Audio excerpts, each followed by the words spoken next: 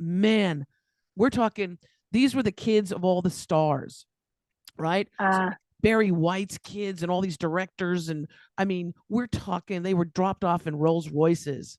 And Christine, little dorky Christine, rocks up. And it was very stressful because, like, I didn't want my friends to come home, to come visit me at my house. I was like embarrassed where I lived. And so that that stress of wanting to be like others and feeling like we don't measure up, I understand that.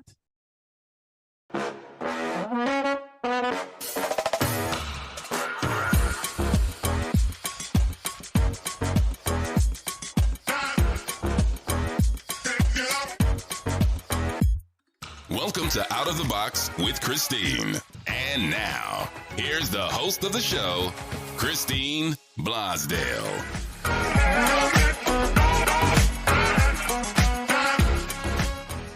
Today's show is brought to you by howdoicreateapodcast.com. Want to create your very own podcast to promote you and your business? Learn how you can become a rockstar podcaster in 30 days or less. Just visit howdoicreateapodcast.com. That's howdoicreateapodcast.com. Welcome back to Out of the Box with Christine. I am your hostess with the mostest, Christine Blosdale, your expert authority coach, helping you expand your brand and your business in a conscious way, changing the planet for the better with your gifts and your wisdom. And today I'm very excited to bring back a friend of many, many years, and I haven't spoken to her, oh my goodness, since I was at a radio station. We were in a studio together, and it's been so long. So I'm very happy to have back. Joining me is Dr. Blythe Mandmets, who is, oh my goodness, she's so many things. She's a metaphysician, she's an author, a speaker, a holistic healing coach. So amazing, the stuff that she's done with natural wellness and healing. She specializes in helping her audience and clients realize their self-healing design. She's absolutely passionate about helping youth and adults alike to understand their innate power to create the health and life experience they desire. And in alignment with this very important mission, she has just also recently authored the book, Dear Teenager, You Are Amazing, 5 Keys to Creating a Life You Love. And she's also the author of I Am Amazing, the workbook, which is for teens to dive into their genius. So I want to say welcome to Out of the Box. Thank you so much, Christine. It's amazing to be here. I love your show. So thank you so much.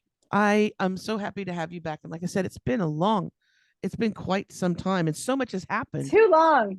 I know. Right? You live in a different country. You've got your family. It's so different. But this is the beauty of life, how it blossoms, isn't it? It's the beauty, and then the connections that we keep. It's really beautiful. Well, and I kind of teased that in the beginning that, this is something that you're quite passionate about, and because I know you from all the health and wellness work that you've done, right? You've got an incredible video series that just blew my mind for so many years. And also helping people become healthier in the way in the foods that they consume, but also the thoughts as well. That's what I really love about the work you do. But now you've got a brand new project and a passion that is really fueling you right now, right? Yeah, yes. Every time I see a headline about the teenage mental health crisis, my stomach just sinks. And reading about the increase in depression and anxiety in our youth, it's so sad. And we just need to teach them how to be creators. That's what we need to teach. I was at my daughter's music recital for her school several weeks ago, and many of my daughter's in 2nd grade, and many of the students that took the stage and spoke about why they liked playing instruments, they all said, because it helps me with my anxiety, even labeling it as like an elementary student, my anxiety, and helps me with stress. And I was like, what are they stressed about in 2nd grade and 3rd grade? And, and seeing culturally how kids have devices in their bed until 11 o'clock, until they finally just fall asleep, and they're not sleeping enough. And and they don't know how to own themselves. And so then comments can destroy them. And, it's like we really got to just take it back and teach our kids unconditional self-love and what that really means. And that is so important. And, my clients as adults ask me, they're like, I don't think I know what that is, unconditional self-love. So I think that it's really important that we really start teaching our kids this. It's the start of everything for them.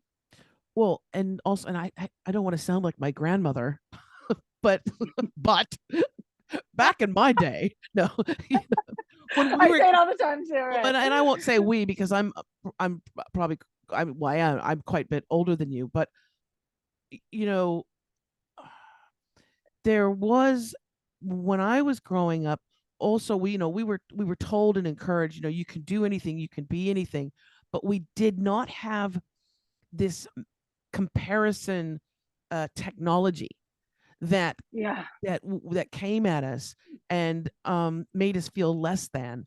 When we went to school, of course there was a bully, at school. There's always somebody or somebody on the playground that says something, not so nice. But we also had full faculty of our imagination. And that's why I think when you're talking about creation, it's so much more outdoor time and so much more time with actual friends. The value of actually being with friends instead of just being with friends over a game, on your device. That's the protection, right? It's like when you have all those other things, that's the protection. Yeah. You're right. We actually had the ability to have real relationships with friends. And you get in little spats with your factor. You get in little spats with your friends, but you'd have to then negotiate and go, okay, let's figure this out. How much do we learn from that? Right. Exactly. And that's where we grew up. And then this generation of children are growing up under such different circumstances, not to mention, we just had a global pandemic thing that put a lot of stress and anxiety on everybody. Mm-hmm. Anyone who was consciously awake went through quite a bit. Right. Right. And then you have and I was talking to someone the other day. I said, I think that we're all suffering sort of a PTSD effect from all of that, being told you can't go outside, being told you can't, fear. So much fear. Anybody that engaged with it definitely would have PTSD. That was a lot of fear being thrown at everybody for a while. So what are the effects of that on our children and our teenagers? Right. And the effects of them then seeing their parents feeling unstable. For kids, their parents are meant to be the rock. They're meant to be the stability. And when parents lose that and kids see that, then their whole world sort of shatters. Absolutely. And really, it's like the message is for adults the same as teens, is like, you are a creator. You can create your life experience. And not only that, but what are your talents? What do you desire? What are your preferences? Not the preferences that other people put on you, but what really are yours? And so when kids start to realize to look at their talents, that their talents actually matter, that their talents are actually a clue as to their destiny, right? As to how they create a life that they love by then listening to their talents. And I did not grow up in an environment that taught me to listen to my talents, that taught me that my talents mattered, at all. And it's like really important. That's the way we create a life we love, is by really knowing what our gifts are, our talents are, and what our preferences are, our desires, and then going after it, knowing that we can, and knowing how to listen to the intuition that guides us to the right action, and also knowing to expect failure. I think that's such a key part that we don't teach our youth, is like, you're going to fail. You're going to try something and it's going to fail. You're going to try again and it's going to fail. And that's okay. And that's good. How many times did it take? How many failures did it take before anything amazing was created? Before the light bulb was created? Thousands of failures. Before the solar panel was created, thousands and thousands of failures. And these scientists were like, fail again, figure it out. And so we have to teach our kids, like, yes, fail. Because I think what happens is we're so afraid to try something. And then when it fails, it's like, oh, it's all over. It's like, no, kids, fail, keep going, fail, keep going. It's really crucial. Teach them that failure is fun. Teach them that failure is feedback. Well, that's the thing. But see, again, because we're in this perfectionist society of comparison and social media, where it's the Kardashian syndrome, right? You can't look bad. You can't fail. You can't be this. You can't be that. And so what happens, and it just kills the I don't want to say entrepreneurial spirit, but it kills the creative spirit of so many Mhm. people, and especially young children, because they're so afraid of failing that they won't even try.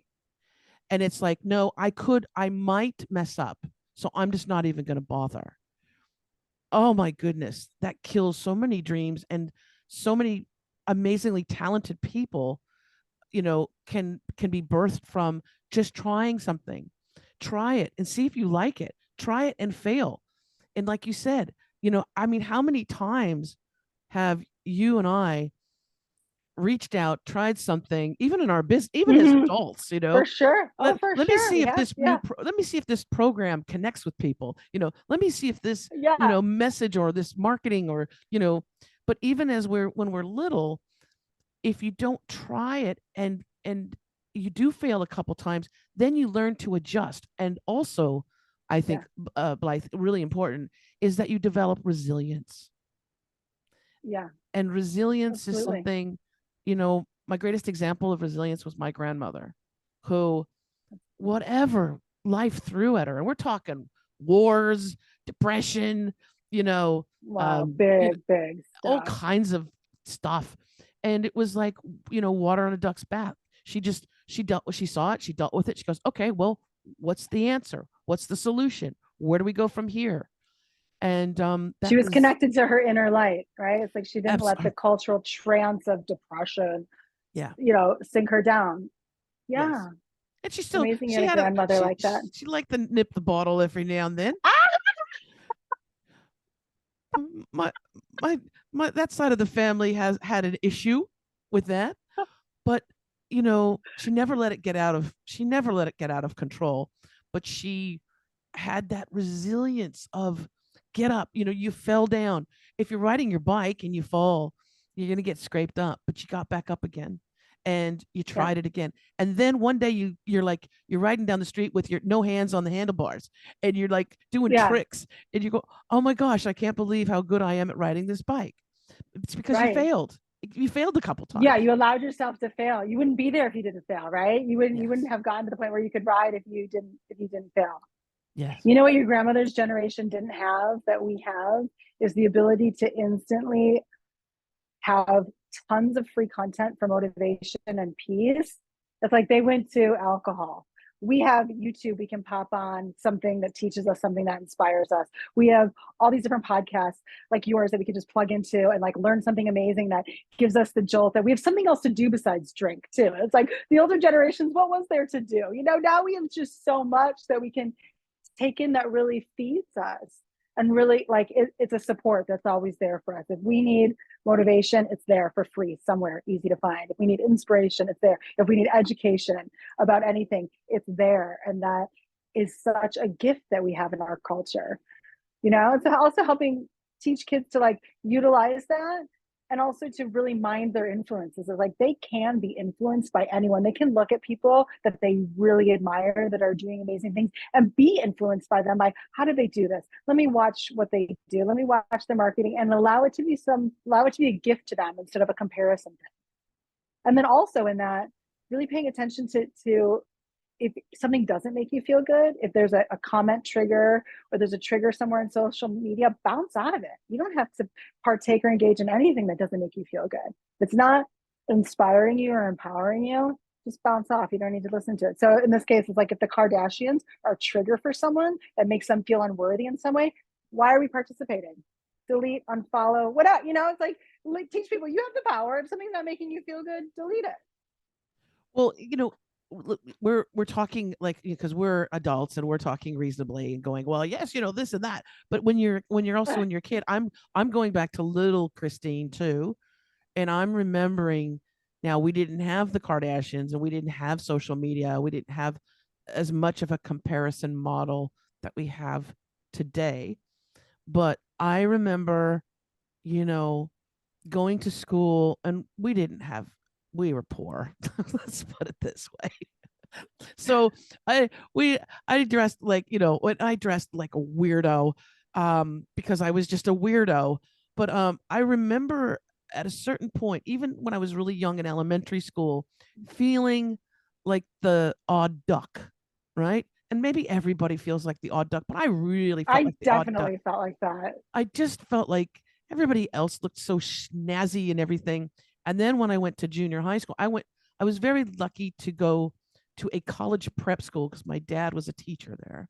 So I got like a Nice. scholarship type thing, right? Very Very good. great education. But man, we're talking, these were the kids of all the stars, right? So Uh, Barry White's kids and all these directors. And I mean, we're talking, they were dropped off in Rolls Royces. And Christine, little dorky Christine, rocks up. And it was very stressful because, like, I didn't want my friends to come home, to come visit me at my house. I was like embarrassed where I lived.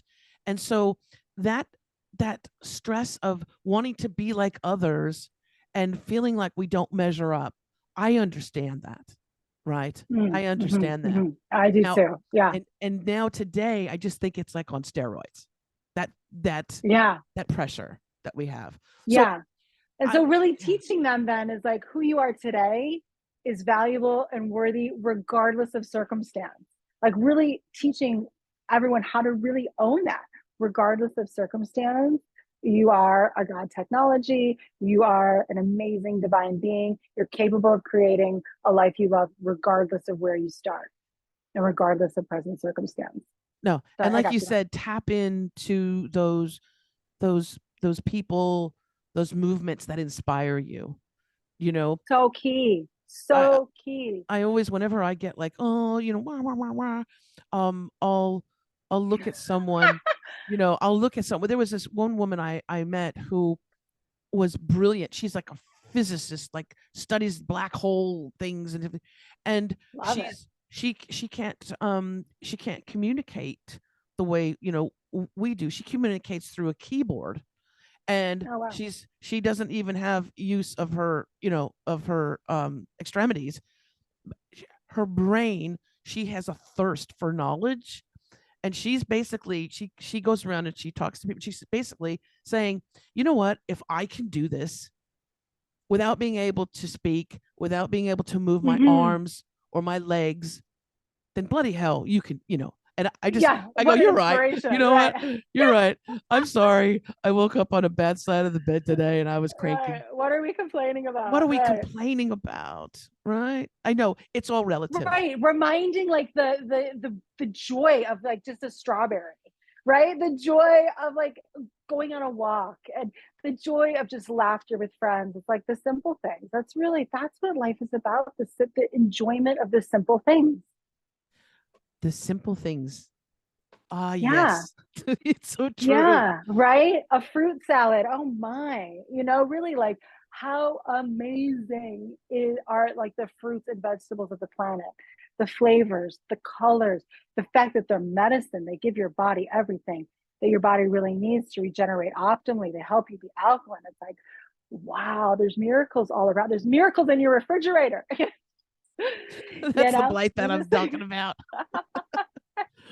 Well, let's talk more about this amazing. Well, it's not just the book that you've created, but it's also like a movement as well. Like this is a real we're passion for trying. you. Yeah. So Yeah, we need all of you listeners really to make it a movement. It's a movement with the people. It's like we're just starting to get the word out yeah, about this, and we hope that people receive the information and share it to really like up level youth, really teach them that they are amazing. We all are amazing. We all have a genius within us. and there's something that I really would love to dive in with you, is this um tapping into the power of that unconditional self-love. And Mm, this goes for adults and parents as well, right? yes, Because yes. that self-love, it needs to be something that your children can see and emulate, and and they can bring that into their own lives. But Be a model, talk right? As a about the parent, be a importance of model that. of this. Yeah, talk There's about the so many. importance. There's Yeah. There's so many important factors of it. There's physical, mental, and spiritual factors of this. But what, like, the first thing I'll mention is the immunity that it gives you towards criticism and self doubt when you can just totally and completely love yourself and accept yourself now, not because of any achievement or success, but just to completely love and accept yourself now. That's immunity towards criticism or self doubt. And when we're really in a position of self love and self acceptance, we actually create biochemistry in our body that regenerates our body optimally. So when we're in self love, in peace and relaxation, our body is in rest and digest, the parasympathetic nervous system, and our cells are regenerating optimally. We're actually creating more health in our body. When we're in self doubt, self criticism, self harm, and any other level of stress, we're in a fight or flight biochemistry, and it's not time to regenerate the cells optimally. It's time to fight. And so when we're actually in that level of stress, we're starting the trajectory towards degenerative disease because we're disallowing ourselves to regenerate optimally. So it's really important from a physical standpoint to create the habits and the neural pathways for unconditional self-love, for physical as well as mental and spiritual health. But so how do we do that? Like, how do you get to unconditional self-love? So there's a lot of different ways to practice that. You can, I mean, there's so many different ways. So it's meditation. It's looking at yourself in the mirror, when you're by yourself and totally free and really looking at yourself in the eyes and saying, I deeply and completely love and accept myself. And just really looking at yourself in the eyes and allowing it and saying it over in a way that you really feel it, that you allow it to be a physical feeling for you. It's a really beautiful practice. And then you can also do that in your exercise with saying, I am. And you just allow what comes up to come up, because you will start to really feel the divine spirit as you, which is really beautiful. Oh, I love Self-love that. also looks like, oh, good.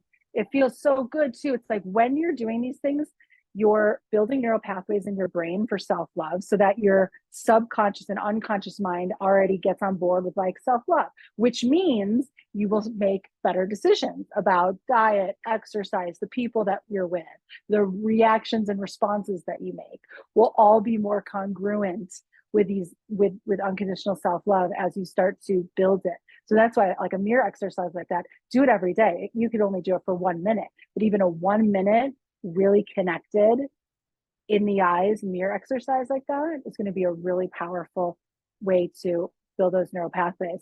And then you're also creating that regeneration biochemistry inside you when you're doing that, the restorative biochemistry. So that's really great. So Yes. another way self-love looks is, taking care of yourself, making healthy choices with food. With kids, it looks like exercise, go play in real life with a friend, go bat a ball, go shoot some hoops, go, pass a soccer ball around. It looks like not doing sketchy drugs, right? It's like when you're practicing self-love, you're not trying sketchy drugs. You love yourself. I love myself too much. I'm not into doing anything sketchy. No, thank you. Doing anything that causes real harm. No, thank you. Unconditional self-love, particularly for teenagers, looks like checking in with themselves and having the permission to really look in and say, how do I really feel about this? If it's something that a friend wants to do, but you really don't, unconditional self-love is like, that doesn't really work for me, go ahead. But I'm going to choose not to. And having the self-love to choose not to, if it's something that you don't want to engage with, or having the self-love to say, you know what, I really do want to take a dance class or an art class. And even though none of my friends want to take it, or even though my brother's really making fun of me about something, I'm going to do it anyway. So those are like, a couple of examples of how to really use unconditional self-love as a practice day to day. Because what happens is that, like you said, those neural pathways, I I tend to think of those neural pathways and the reactions that we have and the immediate thoughts or perceptions that we have as like a channel, like there's a dry earth patch, and then there's like a channel that's been dug, and that channel that's been dug, so if it rains, the water is going to come right through that channel, right? It's going to not just Yeah. spread out, it's going to go right through that channel. And so we've dug in these neural pathways of Yeah. whatever those thoughts are. I'm a loser, I'm ugly, nobody loves me, I'm a weirdo, all those different things. And so when something comes up, those pathways sometimes are dug so deep that it's easy to go to that. It's easy to go there. It's easy to Mm-hmm. go to the Mm-hmm. fatalist thing of like, oh, the Mm-hmm. world is, it's horrible. But Yeah. when you do that extra, That's what you've required your path of least resistance as. Yeah. exactly. But when you look, when you go and you look in the mirror, and a lot of times people can't do it. They have a hard time looking into their own eyes. But it's a great Mm-hmm. exercise that That's why it's a great exercise, right? I am, and then whatever you want to put after that. But those words are Mm-hmm. very powerful. We also forget that we're creators. And so there's a reason why they call it spelling. When you say, I am this, whatever it is, I am funny, I am brilliant, I am creative, I am magical, that has an energy, and it puts it out into the universe. And the universe is like, oh, she's magical, she's great, she's wonderful, let's give her some more of that. That's Whereas if right. you're looking in the mirror, or you're saying to yourself in the car driving or wherever, I am ugly, I am not loving, I'm not worth loving, I'm not worthy, I'm stupid, those things, again, that's an energy. It's very powerful how we think it. Yes. And boy, oh boy, when we speak it out into the universe, that is extremely powerful. And that's what I think we should be teaching our kids. Yes, Yes. That math and English is all great, but how about how about I don't use algebra or calculus. I don't know about you. I don't use any of that, right? I have never used algebra. No, me neither. And Never. No, but you're yeah, absolutely right. I mean, as a metaphysician, we are always creating what we're conscious of being. And that is the piece that every human being needs to know. We are always creating what we're conscious of being. So, in the example you gave, yeah, it's like if anyone is having these thoughts, well, not only are they wiring those thoughts in their mind and creating all the least resistance paths towards those thoughts, but they're also then creating their environment to match that. When we have these thoughts, we're always creating an environment to match that. So we just switch it up. We just switch it up and start to have the thoughts that are in alignment with what we want to create in our environment. mic drop. Boom. Boom. Blythe, let's talk about could you discuss quickly the five keys from the book, which Sure. is super exciting, and people, if because they're going to be like, I can feel the general zeitgeist of the audience going, where can I get this book? We're going to tell you in just a second, but talk about some of the pillars or the keys of the book. Yeah, thank you. Sure. So the first one is unconditional self-love that we spoke about. The second one is imagineering your inner technology, which is what we just spoke a little bit about, of being aware of where your consciousness is and that you're always creating what you're conscious of being, which is super huge. The third one is unconditional forgiveness.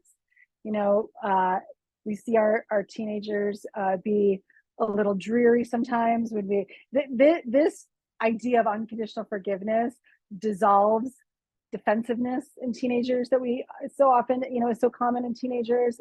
It's such a powerful concept, unconditional forgiveness. The fourth one is staying influenced by the people who inspire you, and really teaching kids how to use social media to benefit them, and anything that's not benefiting them, permission to bounce off, permission to unfollow, and then really teaching them how to really be influenced in terms of, like, you can watch someone's marketing and you can do what they're doing and you can start a business the way they do it. Like, all you have to do is watch what they're doing, and if you want to do it, It's all right in front of you. You can do it, kind of like teaching them how to leverage what's already there for them, what they can plainly see is working, if it's resonating and if that's something that they want to do. And then the fifth one is about micro investing, how to invest a little to gain a lot, which I love so much because it teaches kids how to love and honor their future self. It teaches them how to, instead of buying chips and soda with that $5, put that $5 in their Acorn account or the other various micro investing tools that I talk about in that chapter, and like build your, future wealthy self. And it's, and then that also is like, when they have money to spend and they could spend it on XYZ that perhaps isn't serving them, if you follow, maybe they get more excited about putting that $30 or whatever into their Acorn account or their other investment, because they really see how that is serving, themselves 10 years in the future or whenever they want to take it out. So it's exciting. It's healthy too. I think it's really healthy to have kids think about their future selves. I think in terms of like the level of self-harm that we're seeing with teenagers and the level of depression, which is like, so like right now, it's like, no, you can do something right now that feels really good, and look at building the health and the wealth of your future self. Oh, I love it. I love it. That's so exciting. And it is important. Like you said, everything that you talk about in the book, Dear Teenager, is things that we as a society need to be like bringing up our kids with, but also just reminding ourselves as well. Yeah. So that's what I like about this book. Is not just for teenagers, it's for it's for parents as well, and it's for folks who don't even don't have children. It's totally. The wisdom is really for people that want to learn how to create a life they love. Yeah. Okay. There's many places in the book where I'm like, share this with your parents. Hint, hint. So Blythe, how can people get a hold of Dear Teenager? You are amazing. 5 keys to creating a life you love. Yes, thank you so much for asking. Please go to blythenaturalliving.com/book. And Blythe is spelled BLYTHE, naturalliving.com/book. There you will see our Indiegogo campaign. You can watch a video about it, learn more. There's a quick 2 or 3 minute video, and then there's also a 30-minute video that goes more into the teaching points of the book and more into all the different perks you can get, because there's a lot of other wellness perks that are in there as well besides just the book and the workbook. And I'll make sure that I have the website. I'll make sure that the link is in the show notes. So if folks, if you're listening and you're like, what was it? Don't worry, just click on the show notes and you can check it out and get more information. Go to the website too and get more information on my beautiful guest, Dr. Blythe Mandmets, who it's so good to be with you again. Thank you so much. And I'm so happy that you're doing this. I really I can see that it's something that you're extremely passionate about. And thank you for joining us today. Thank you. Thank you so much for having me, Christine. And thank you to the audience. The movement doesn't happen without all of you. So thank you to all of you. Please share. We appreciate Beautiful words. Thank All you. right. Thanks again, wonderful listeners. Also, if you're into your audio podcast, you can always subscribe on Apple Podcasts, Spotify, Pandora, you name it, all the major platforms. You can subscribe to the show. And if you'd like to see my guests, you can go to YouTube and subscribe to the podcast there at YouTube. Those links will be in the show notes as well. And as I always say, remember to think outside that damn box. And let's help our teens, all right? All right. Amen. That's all. And until next time, take care.